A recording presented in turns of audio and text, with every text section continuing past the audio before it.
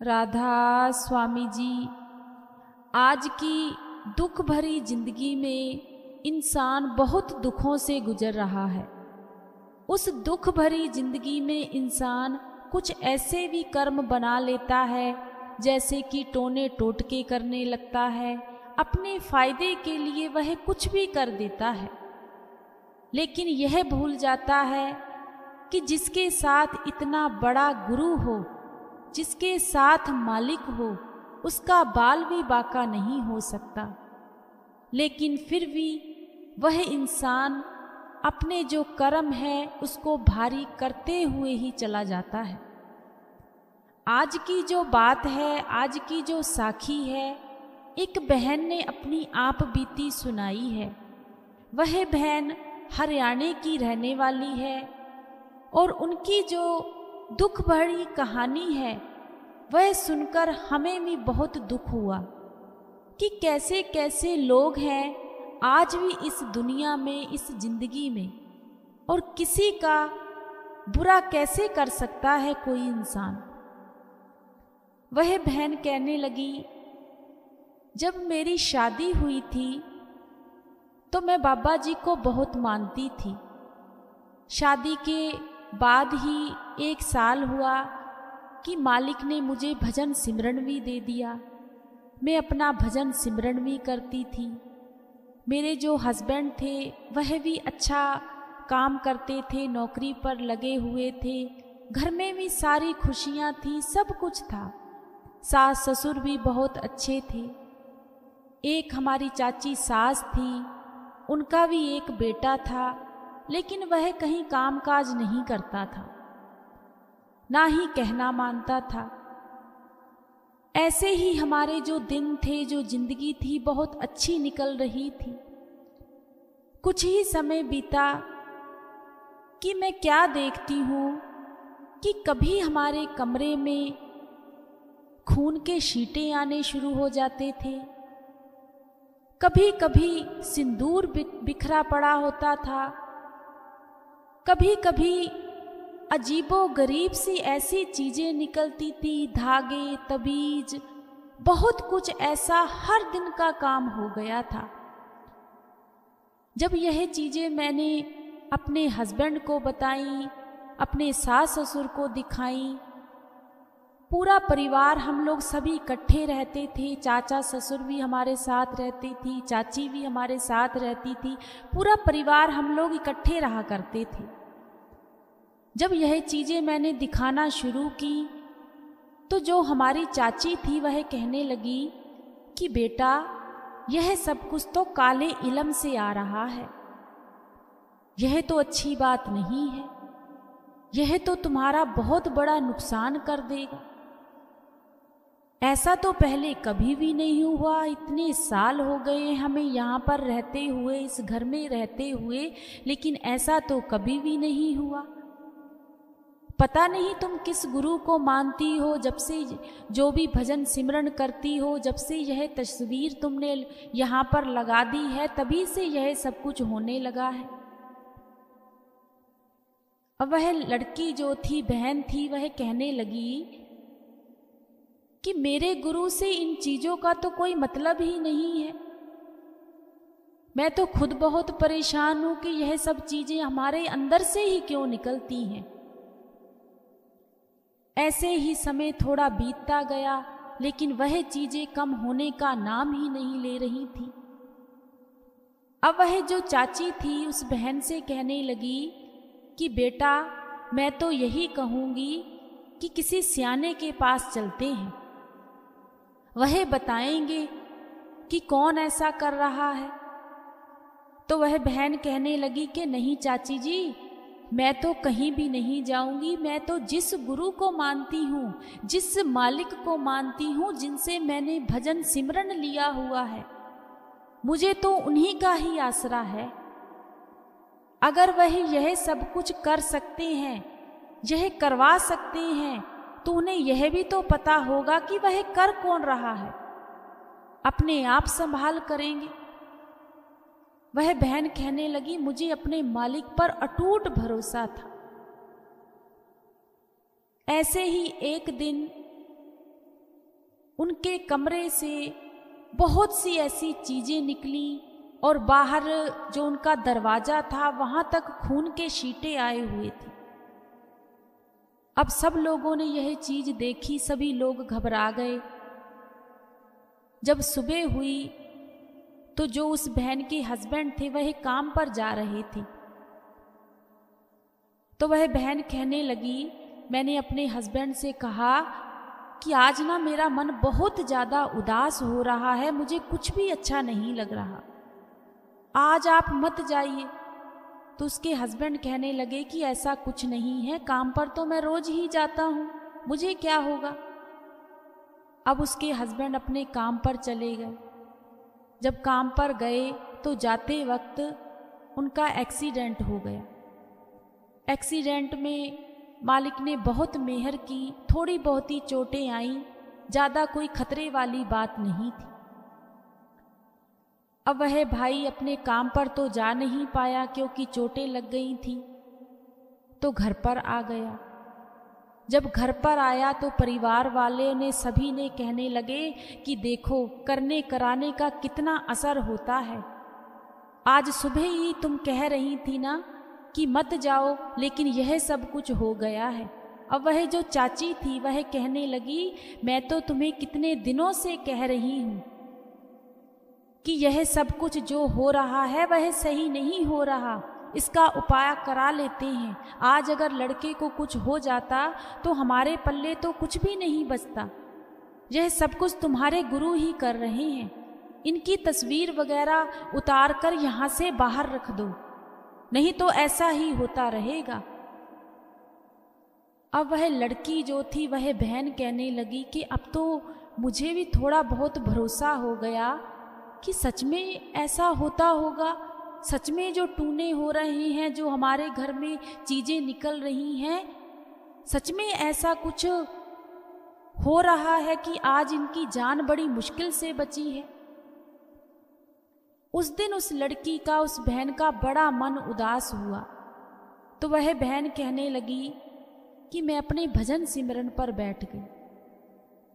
जब मैं भजन सिमरन पर बैठी तो मेरी आंखों से सिर्फ और सिर्फ आंसू निकल रहे थे और बाबा जी के आगे एक अरदास निकल रही थी कि बाबा जी आप तो कहते हो कि टूने भी नहीं होते, करने कराने वाले भी नहीं होते हैं, कुछ भी नहीं होता है, तो यह जो चीज़ें हमारे घर से निकल रही हैं फिर इनकी क्या हकीकत है। मेरे लिए तो आप ही सारा कुछ हो, आप ही सियाने हो, आप ही सब कुछ हो, मैं तो कहीं किसी सियाने के पास नहीं जाऊंगी, चाहे मार दो चाहे रख लो। उस दिन वह लड़की बहुत रोई, बहुत रोई। अब रात में वह बहन जब सोई हुई थी तो बड़ा उस बहन का मन उदास, और बस एक ही सवाल अपने सतगुरु के साथ कि बाबा जी मुझे वह चीज़ दिखाओ तो सही, उस चीज़ का मुझे भी तो एहसास हो कि करने कराने वाला है कौन। जब रात के 12-1 बजे तो वह बहन उठी। जब बाहर की ओर आकर देखा कि क्या देखती है कि जो उनकी चाची है वह पता नहीं उस आंगन में उनके दरवाजे के आगे सब कुछ ऐसे फैलाते फैलाते हुए बाहर की तरफ जा रही है।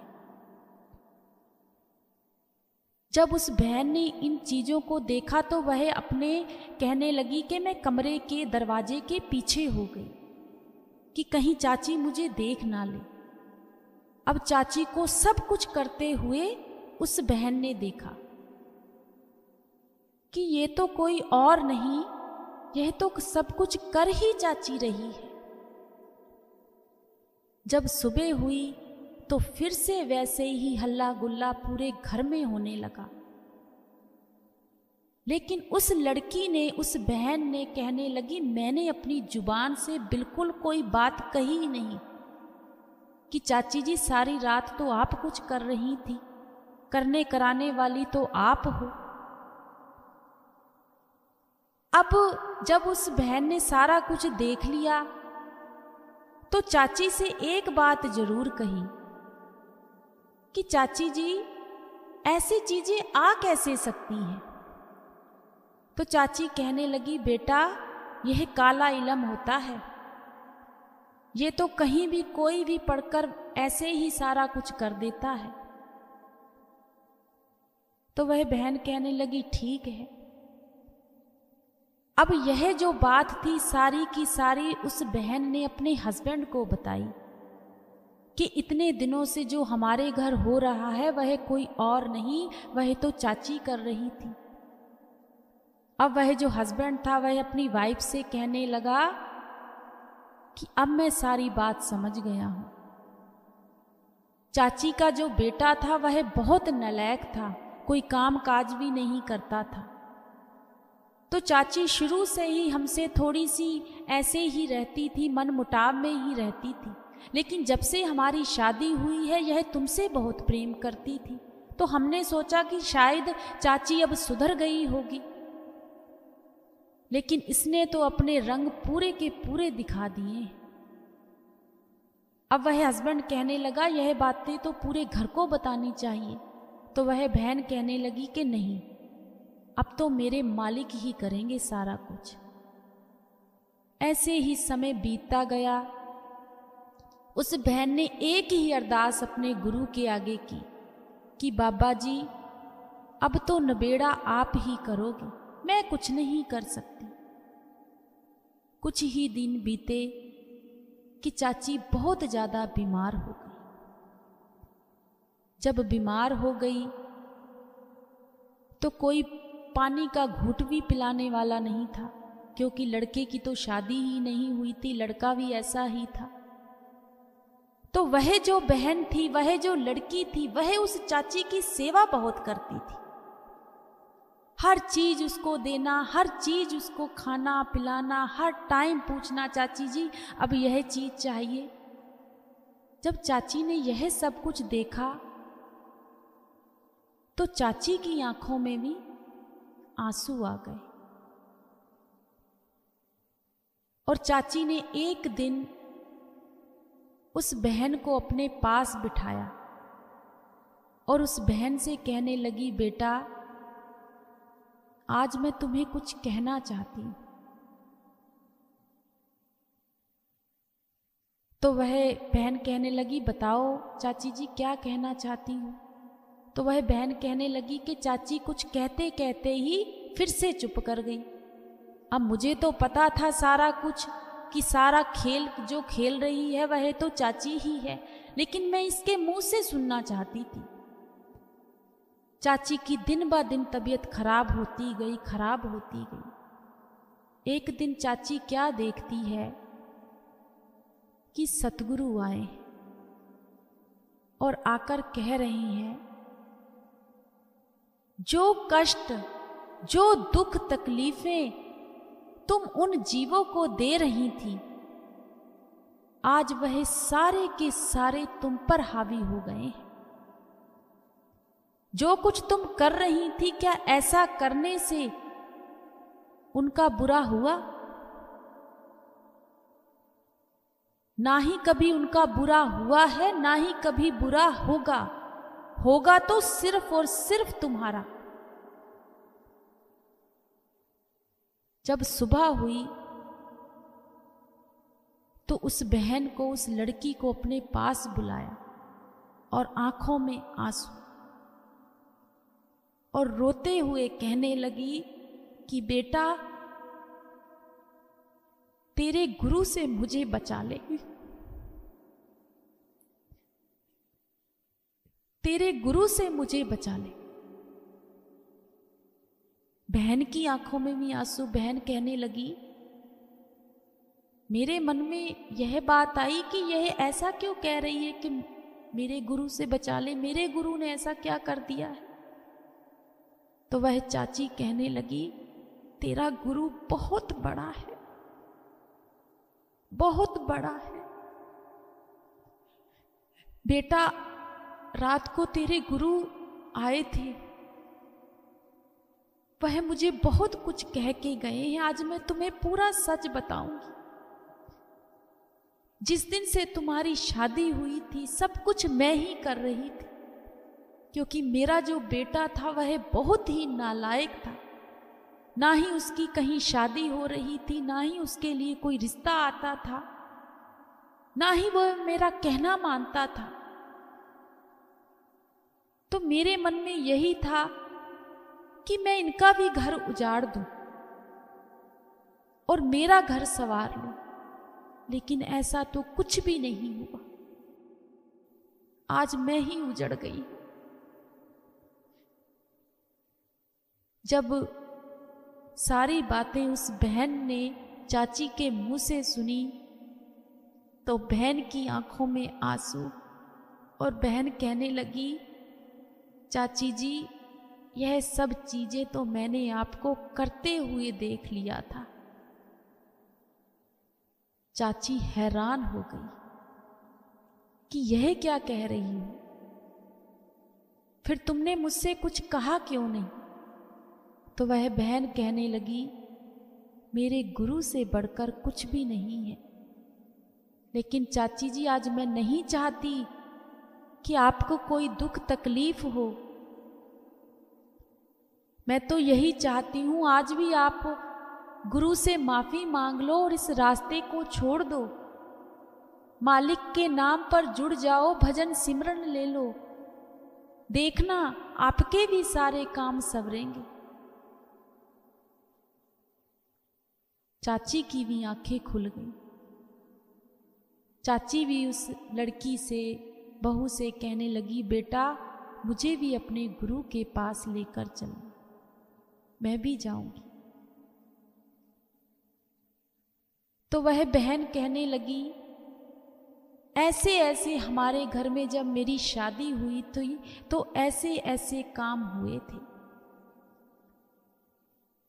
हम क्या कुछ कर लेते हैं अपने फायदे के लिए, लेकिन एक पल के लिए भी नहीं सोचते कि गुरु तो सब जानता है। वह बहन कहने लगी कि मेरा सिर्फ एक ही मानना था, अपने गुरु का कहना मानना। मैंने अपने गुरु पर सारा कुछ छोड़ दिया था, क्योंकि गुरु हमारे कहते हैं कि अगर सारी जिम्मेदारी आप मुझ पर छोड़ दोगे तो सारा कुछ मैं अपने आप संवारूंगा। अगर उस दिन मैं भी किसी सियाने के पास चली जाती, तांत्रिक के पास चली जाती, तो शायद आज मेरा घर उजड़ जाता। जब उस बहन ने हमें यह बात बताई तो हमें बहुत ज्यादा खुशी हुई कि देखो कितने ऐसे जीव हैं जो अपने सतगुरु से कितना प्रेम करते हैं। इतना कुछ होने के बावजूद भी वह बहन टस से मस नहीं हुई। कितनी मुश्किलें आई उस बहन की जिंदगी में, कितने दुख आए उस बहन की जिंदगी में, लेकिन उस बहन ने अपना भजन सिमरन नहीं छोड़ा। और साथ में एक और घर संवार दिया, अपनी चाची का भी। तो कहने का मतलब सिर्फ और सिर्फ इतना है, हमें तो उस सतगुरु ने भजन सिमरन दिया है, नाम की बख्शिश की है, तो मुश्किलें चाहे जितनी मर्जी आ जाएं, हमें भी कभी डगमगाना नहीं चाहिए। हमें भी उस राह पर हमेशा हंसते मुस्कुराते चलना चाहिए। पर इन टूने टोटके के चक्कर में तो कभी पड़ना ही नहीं चाहिए, इनसे कुछ भी नहीं मिलता। एक दिन ऐसा होता है, जो भी यह काम करता है एक दिन उनके ही घर का बेड़ा गर्क होकर रहता ही रहता है। जिसका बेड़ा गर्क करने के लिए गए हैं उसका कुछ नहीं बिगड़ेगा। अपना ही नुकसान इंसान कर लेता है, क्योंकि मालिक बहुत बड़ा है। अगर हम अपने मालिक पर अटूट भरोसा करेंगे तो वह अपने बच्चों का खुद ब खुद ख्याल रखते हैं। राधा स्वामी जी।